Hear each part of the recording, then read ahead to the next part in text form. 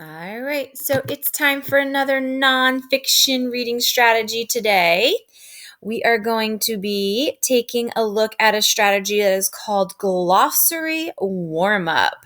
So you're going to need some nonfiction books for your reading today. Remember, you can get them from Raz Kids, Get Epic, or if you have some of your own.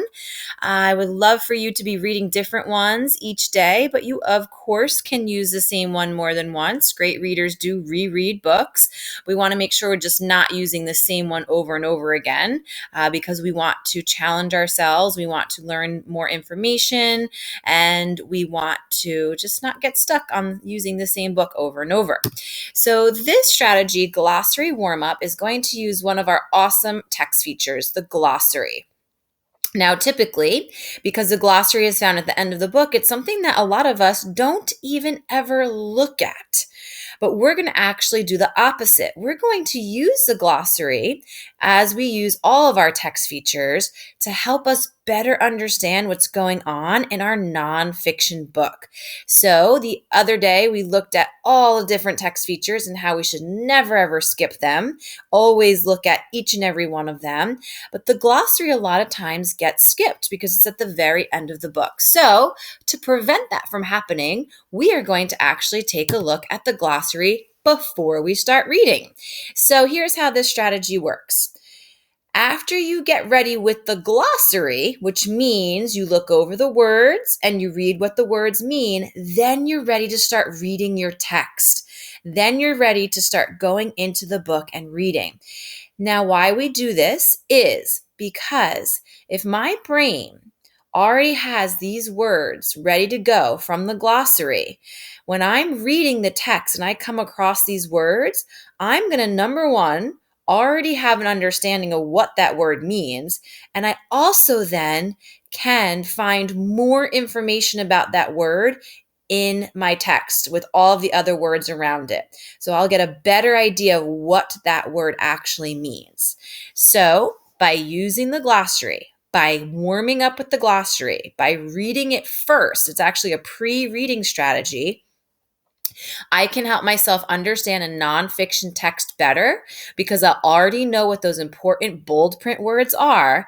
I'll already have an understanding of what they are and what they mean. And then that's going to help me understand what I'm reading when I go into the actual text. So we're going to give it a try. I have a book up here ready to go for us. It is a book about tornadoes. We have had some very windy weather here these past couple days, and it's also Earth Day today. And I said all, or not all, but many of our activities, many of our lessons are going to have something to do with the earth, and weather definitely has to do with the earth. So for our glossary warm-up, I have us turned all the way to the last page on our glossary. We're going to read through the words and we're going to just read what each of the words means. And then when I go into my text and I start reading, I'm already going to know what some of these words are that I didn't know before I came to the glossary. So my first word is atmosphere. It is a layer of gases surrounding a planet, star, or moon. I have damage. Damage is harm done to someone or something. Funnel, a cone-shaped tube that is wider at the top and is often used to pour liquid or powder into a small opening. Then I have the word moist, slightly damp and wet. Strike, to happen suddenly or appear. And tornadoes, fast-spinning funnel-shaped clouds that touch Earth's surface. All right, so now I'm ready to go back to the beginning of my book. Right? And then warmed up with my glossary, my brain is ready to go. And in this book, they actually have all of those words right here in the beginning. And I may read through these words and say, oh, I don't know what these words mean. But because I did my glossary warm up, I already have an idea. So I take a look at my table of contents because remember, text features, don't skip it. And I see I have my introduction, how they form, measuring them, where they form, being safe, and then my conclusion and glossary. Right, so as I read, my very first page is my bold print word. What can lift roofs from buildings and sweep houses into the air? tornadoes can. So because I read my glossary and warmed up, I already know exactly what a tornado is. But as I keep reading, I'm going to get more information on it. So I'm going to not only know what it means already, but now I can add to that information. I can build my schema. Tornadoes come in many sizes. Some tornadoes measure only a few feet across. Others are more than a mile wide.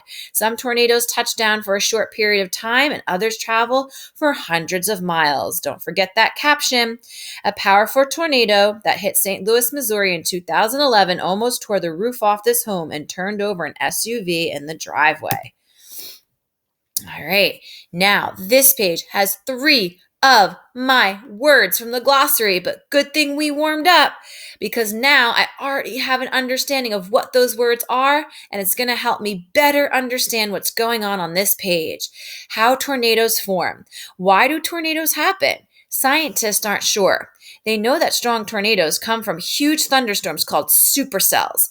These storms form when warm, moist air rises in the atmosphere and mixes with cold, dry air.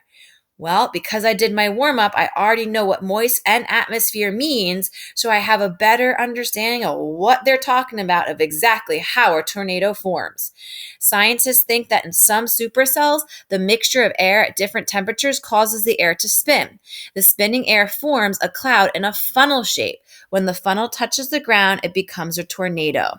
I also already know what a funnel is because I did that glossary warm-up.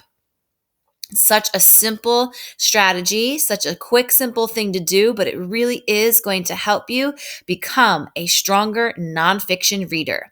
So I want for you guys to go head off and find yourself a nonfiction book. If you're interested in this book, you can go on to Reading A to Z, go to the reading room, and you can search for this book. It is a level M, or you can find it also as a level J, or any nonfiction book that you are interested in. You can also go to Get Epic and search for nonfiction. Make sure you're reading a book that's your just right level so that you can do your very best work with it. All right, guys, I will see you again in our next video.